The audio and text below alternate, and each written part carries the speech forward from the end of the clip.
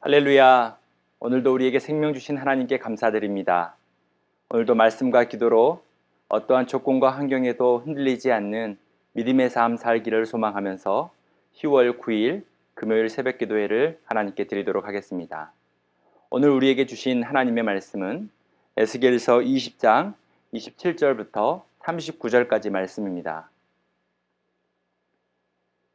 제가 27절부터 32절까지 말씀 봉독하도록 하겠습니다. 그런즉 인자야, 이스라엘 족속에게 말하여 이르라. 주 여호와께서 이같이 말씀하셨느니라. 너희 조상들이 또 내게 범죄하여 나를 욕되게 하였느니라. 내가 내 손을 들어 그들에게 주기로 맹세한 땅으로 그들을 인도하여 드렸더니 그들이 모든 높은 산과 모든 무성한 나무를 보고 거기에서 제사를 드리고 분노하게 하는 제물을 올리며 거기서 또 분향하고 전제물을 부어 드린지라. 이에 내가 그들에게 이르기를 너희가 다니는 산당이 무엇이냐 하였노라. 그것을 오늘날까지 바마라 일컫느니라. 그러므로 너는 이스라엘 족속에게 이르라. 주 여호와께서 이같이 말씀하셨느니라. 너희가 조상들의 풍속을 따라 너희 자신을 더럽히며 그 모든 가증한 것을 따라 행음하느냐. 너희가 또 너희 아들을 화제로 삼아 불 가운데로 지나게 하며 오늘까지 너희 자신을 우상들로 말미암아 더럽히느냐. 이스라엘 족속아, 너희가 내게 묻기를 내가 용납하겠느냐. 주 여호와의 말씀이니라. 내가 나의 삶을 두고 맹세하노니 너희가 내게 묻기를 내가 용납하지 아니하리라.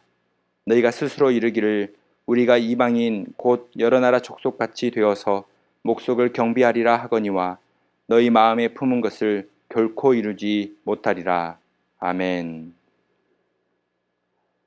사람들마다 바꾸고 싶은 과거가 있습니다. 슬프고 힘들었던 과거에서 벗어나 밝고 행복한 미래로 가고 싶어 합니다. 실패하고 낙심했던 지난 시간들과는 다른 축복과 보람을 느끼는 미래를 희망합니다.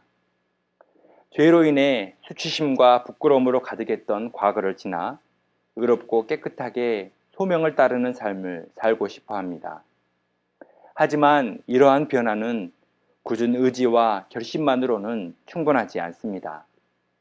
날마다 하나님의 임재와 동행을 경험할 때만이 가능한 것입니다. 예수님의 제자들은 예수님께서 부르실 때에 3년 동안 하루 24시간을 예수님과 함께 보냈습니다. 함께 이야기하고 함께 일하고 함께 먹고 자면서 삶을 동행했습니다. 하루 24시간, 일주일 168시간, 그 모든 시간들을 예수님과 함께 했습니다. 그렇게 3년을 예수님과 함께 동행했을 때 제자들은 실패한 삶에서 변화되어 예수님의 제자로 능력 있는 소명의 삶을 살 수 있었습니다. 제자들의 삶이 무엇을 의미합니까? 하나님의 사람으로 변화되기 위해서는 하나님과 동행하는 충분한 시간을 가져야 한다는 것을 의미합니다. 시간을 내어 성경을 읽고 묵상하고 성경 공부하는 삶이 생활화되어야 합니다. 하나님과 친밀하게 교제하며 기도하는 하루 최소 1시간의 삶이 있어야 합니다. 하루라는 시간 속에서 의식적으로 주님의 이름을 부르며 동행하는 삶이 있을 때 조건과 환경에 흔들리지 않는 제자의 삶을 살 수 있습니다. 하나님께서 축복하시는 변화된 미래로 나아갈 수 있는 것입니다. 에스겔 20장은 이스라엘의 과거의 죄와 미래의 변화에 대하여 기록하고 있습니다. 1절부터 26절까지는 이스라엘의 먼 과거, 출애굽과 광야 생활의 죄에 대하여 초점을 맞추고 있습니다. 본문 27절부터는 포로민들과 가까운 세대, 가나안 땅에 살았던 조상들과 현재 포로민으로 살고 있는 백성들의 죄된 모습을 다루고 있습니다. 이스라엘의 죄는 조상 때부터 반복되는 악습과 같았습니다. 백성들은 조상들이 하나님 앞에서 행하였던 가증한 일과 우상 숭배를 끊어내지 못하고 오히려 따라 행하는 따라쟁이처럼 살았습니다. 이스라엘 조상들의 죄된 모습에 대하여 27절에 하나님은 참담한 심정으로 그들의 죄를 고발하고 있습니다. 너희 조상들이 또 내게 범죄하여 나를 욕되게 하였느니라. 인간은 하나님을 기쁘시게 하고 하나님께 영광을 돌리는 삶을 살도록 창조되었습니다. 이스라엘은 이것을 증거하는 백성으로 특별히 선택된 사람들입니다. 그런데 이런 특별한 부르심을 받은 사람들이 역사 속에서 계속해서 하나님께 악을 행하고 있는 것입니다. 하나님의 임재와 동행 속에서 살아가야 할 백성들이 우상을 숭배하는데 마음과 시간을 사용하고 있는 것입니다.